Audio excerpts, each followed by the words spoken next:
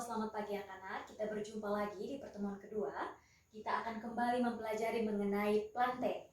Kalau minggu lalu kita sudah mempelajari mengenai Bryophyta atau tumbuhan lumut, hari ini kita akan mempelajari mengenai Pteridophyta dan Spermatophyta. Nah, kita akan pelajari dulu nih mengenai Pteridophyta atau tumbuhan paku atau bisa disebut juga dengan pakis. Nah, kalau tak kenal maka tak sayang nih. Jadi kita pelajari dulu kira-kira tumbuhan paku ini seperti apa sih Ibu? Nah, kalian perhatikan Ibu sudah terterakan memang ciri-cirinya supaya kita menang waktu. Kalian juga bosan kalau durasinya terlalu lama kan? Jadi, ciri yang pertama kalian lihat ada multiseluler, ada eukariotik, ada dinding sel. Tiga ciri ini sudah menjadi ciri khas dari plante. Kelompok plante itu otomatis dia sudah multiseluler, eukariotik, dan juga berdinding sel. Lanjut nih, ada berspora, artinya tumbuhan paku itu dia memperbanyak dirinya menggunakan spora. Jadi kalau misalkan ada yang nonton baru-baru video Bryophyta terus lihat nih skemanya, spora ini apa lagi? Jadi ingat ya, spora itu merupakan alat memperbanyak diri atau perkembangbiakan yang digunakan oleh tumbuhan lumut dan juga tumbuhan paku. Selanjutnya Tracheophyta. Di video sebelumnya itu Ibu sudah jelaskan. Tracheo itu artinya pembuluh, sedangkan pita itu artinya tumbuhan. Jadi tumbuhan paku itu merupakan tumbuhan yang berpembuluh. Nah, pembuluh angkut pada tumbuhan apa saja? Yaitu xilem dan juga phloem. Selanjutnya ada kormus. Artinya kita sudah bisa bedakan nih mana daun, mana batang, mana akarnya. Lanjut, circinatus itu artinya ketika tumbuhan paku itu daunnya masih muda, itu daunnya itu menggulung seperti ini. Begini ya, jadi dia menggulung. Jadi circinatus itu artinya daun tumbuhan paku yang menggulung, yang masih muda dia yang menggulung ya. Kemudian akarnya serabut. Kemudian memiliki rizoma. Rizoma ini artinya batang. Jadi dia memiliki rizoma yang menyebar di bawah tanah. Selanjutnya ada fotoautotrof. Artinya tumbuhan paku itu sudah bisa memperoleh makanannya sendiri. Dengan cara apa? Fotosintesis. Selanjutnya nih, ada daun. Kan tadi kan dari struktur sudah jelas, kita sudah bisa bedakan mana daun, mana batang, mana akar. Sekarang daunnya, kalau berdasarkan ukuran dibedakan menjadi dua. Ada yang makrofil, dan juga ada yang mikrofil. Perhatikan ya, fil itu artinya daun. Makro itu artinya besar, mikro artinya kecil. Jadi kalau makrofil itu daun yang berukuran besar, sedangkan kalau mikrofil daun yang berukuran kecil. Selanjutnya kalau berdasarkan fungsi ada dua juga, yaitu sporofil dan juga tropofil. Kalau sporofil ini anak-anak, kandungan klorofilnya sedikit dan dia itu fungsinya lebih ke menghasilkan spora. Sedangkan kalau tropofil ini dia mengandung banyak sekali klorofil sehingga dia fungsinya itu khusus untuk menjalankan fotosintesis. Mengalami metagenesis. Metagenesis artinya pergiliran keturunan. Nah, pada tumbuhan paku ini yang menjadi fase dominan itu pada fase sporofit. Kalau tumbuhan lumut itu pada fase gametofit. Selanjutnya habitat. Ada higrofit artinya dia hidup di tempat yang lembab. Hidrofit artinya dia hidup di tempat yang berair. Epifit artinya dia hidup menempel pada media yang ada di sekitarnya atau tumbuhan yang ada di sekitarnya. Oke, jadi setelah kita mempelajari ciri-ciri dari tumbuhan paku, Ibu tidak jelaskan lagi mengenai klasifikasinya karena sudah jelas di buku Intan Pariwara yang kalian punya. Tetapi jika memang ada yang kurang kalian pahami, kalian bisa langsung japri ke Ibu. Sekarang kita lanjut ke reproduksi dari tumbuhan paku. Nah, ada tiga kan, ada homospora, ada heterospora, dan juga ada peralihan. Nah, oke. Jadi sekarang kita belajar dulu nih mengenai homospora. Nah, homospora itu artinya tumbuhan paku menghasilkan satu jenis spora dengan bentuk dan ukuran yang sama. Jadi kalian lihat sini berdasarkan baganya. Jadi paku homospora itu menghasilkan satu jenis spora. Jadi spora, kalian lihat ini, spora yang sudah jatuh ke tempat lembab itu akan menghasilkan yang namanya protalium. Nah, proses pembentukan dari spora menjadi protalium ini disebut dengan fase gametofitnya.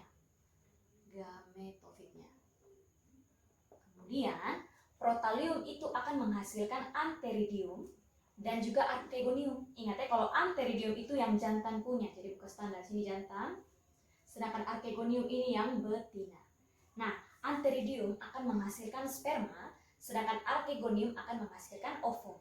Kemudian sperma dan ovum ini akan mengalami fertilisasi atau peleburan dan menghasilkan tumbuhan paku homospora. Ibu tambah di sini 2N ya. Artinya dia sudah menjadi 2 set kromosom di dalamnya. Nah, Pembentukan menjadi tumbuhan paku homospora inilah yang disebut dengan fase sporofit atau fase dominan dari tumbuhan paku. Kenapa kita bisa bilang fase dominan? Karena ya bentuknya kita bisa lihat dengan mata. Jadi tumbuhan paku homospora dia akan berkembang sehingga menjadi sporofil. Sporofil artinya daun dari tumbuhan paku sudah bisa menghasilkan spora. Kemudian akan bergabung ke dalam kotak spora yang disebut dengan sporanium. Kemudian nanti kalau misalkan sporaniumnya pecah, akan menghasilkan spora, karena kan dalamnya dia itu kan ada spora. Ketika sporanya jatuh di tempat yang lembab, maka akan tumbuh menjadi protalium dan selanjutnya. Kedua ada heterospora. Heterospora ini artinya tumbuhan paku, dia menghasilkan dua jenis spora, di mana jenis dan juga ukurannya itu berbeda. Berbedanya bagaimana Ibu? Kita lihat sama-sama ya. Lihat, kalau di heterospora, mikrospora ini untuk yang jantan, sedangkan kalau yang makrospora ini untuk yang betina. Nah, pada heterospora juga, kalau mikrospora atau jantan ini dia berukuran lebih kecil dibandingkan makrospora atau yang betina. Kemudian kalian lihat ya, mikrospora nanti itu dia akan berkembang menjadi mikroprotalium. Mikroprotalium akan menghasilkan antheridium atau sel kelamin jantan. Kemudian antheridium menghasilkan sperma. Begitu juga dengan yang makrospora, dia berkembang menjadi makroprotalium, kemudian menghasilkan archegonium, kemudian menghasilkan ovum. Oke, kemudian sperma dan ovum ini akan mengalami peleburan juga, menghasilkan zigot. Tentunya sudah menjadi 2N ya, karena sudah menjadi 2 set kromosom dari sperma tadi dan ovum. Kemudian zigot berkembang menjadi tumbuhan paku homospora. Kemudian nanti akan berkembang sehingga daun dari tumbuhan paku heterospora, daunnya itu sudah mampu menghasilkan spora yang disebut dengan mikrosporofil atau juga makrosporofil. Kemudian keduanya itu akan tergabung pada, kalau yang jantan mikrosporofil akan bergabung dalam kotak mikrosporanium, begitu juga dengan makrosporofil akan bergabung ke dalam kotak makrosporanium. Jadi sporofil tadi yang jantan punya yang sudah masuk ke dalam kotak mikrosporanium, begitu juga yang betina, nanti ketika dia pecah dia akan menghasilkan mikrospora dan juga makrospora. Kemudian akan berkembang terus seperti pada tahap yang Ibu sudah jelaskan. Oke, yang terakhir ada tumbuhan paku peralihan. Itu dimana tumbuhan paku peralihan menghasilkan dua spora dengan jenis yang berbeda tetapi ukurannya sama. Jadi sudah tangkap ya, kalau tadi yang heterospora dia menghasilkan dua juga jenis spora, tapi jenisnya itu sudah berbeda dan juga ukurannya berbeda. Oke, sekarang kita lihat nih tumbuhan paku peralihan. Jenisnya berbeda karena ada mikrospora yang jantan punya, kemudian ada makrospora yang betina punya, tetapi kembali lagi ukurannya itu sama.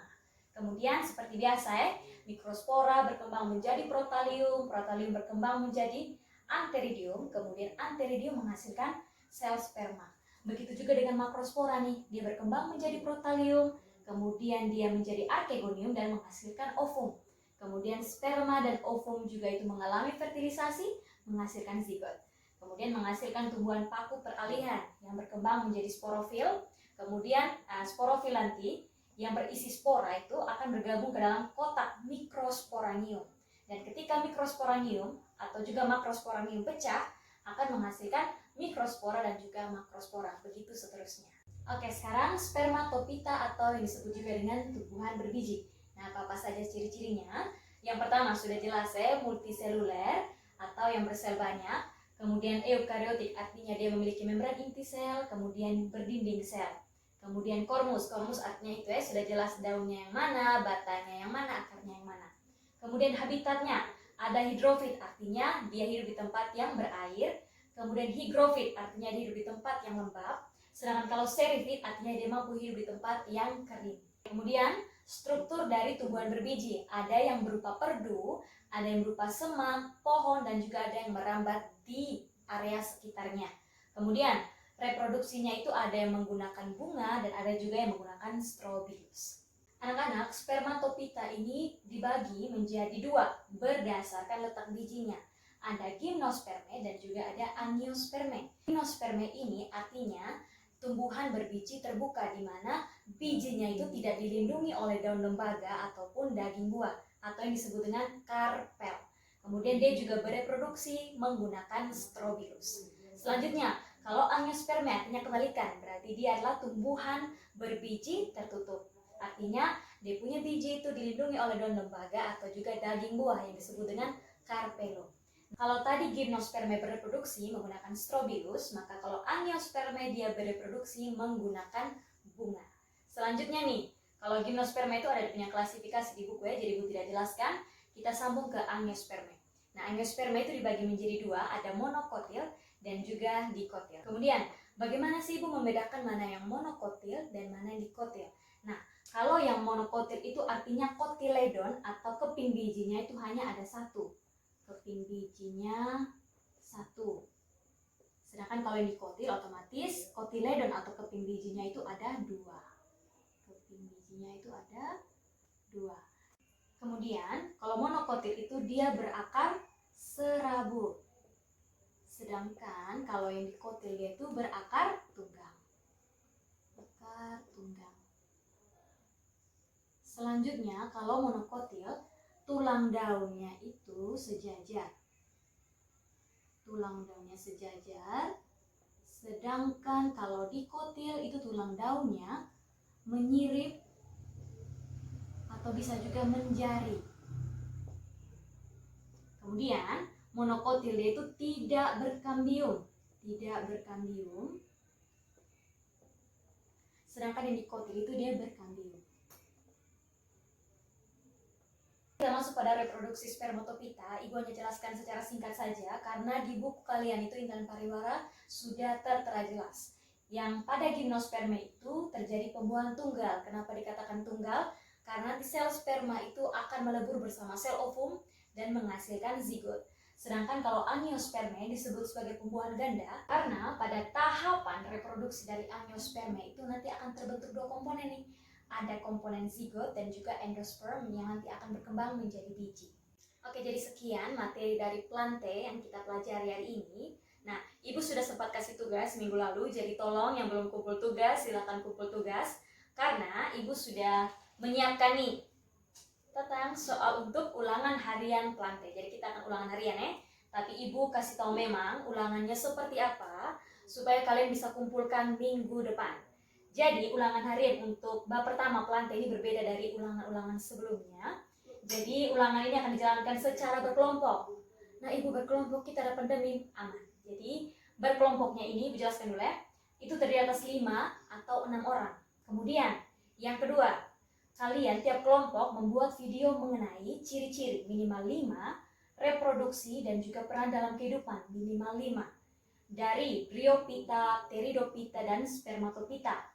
Khusus kalau misalkan ada yang pilih Pteridophyta sama yang Spermatophyta, jelaskan salah satu saja dari reproduksi yang ada. Kemudian ketua kelompok ataupun mungkin kalian bisa sama-sama berdiskusi tuh mana siapa yang bahas mengenai ciri-ciri, siapa yang bahas reproduksi dan juga peran dalam kehidupan. Jadi nanti video yang tiap anggota buat itu disatukan menjadi satu video. Jadi terserah ya, kalian mau bikin videonya sekreatif mungkin, terserah kalian. Intinya ketika sudah selesai dikumpulkan ke Ibu via WA ataupun juga lewat GCR. Ingat ini ulangan harian plante, jadi Ibu tunggu hasilnya minggu depan. Jadi selamat bekerja, semangat terus belajarnya, ingat stay safe, Tuhan berkati.